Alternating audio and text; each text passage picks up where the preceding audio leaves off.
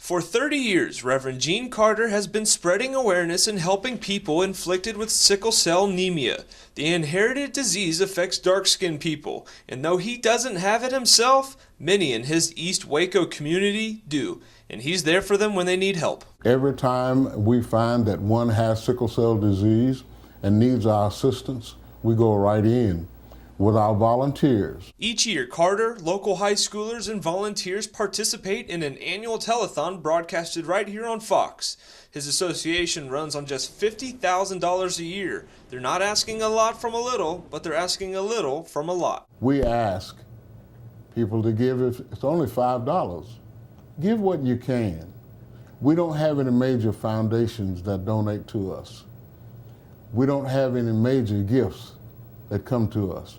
We operate basically from month to month.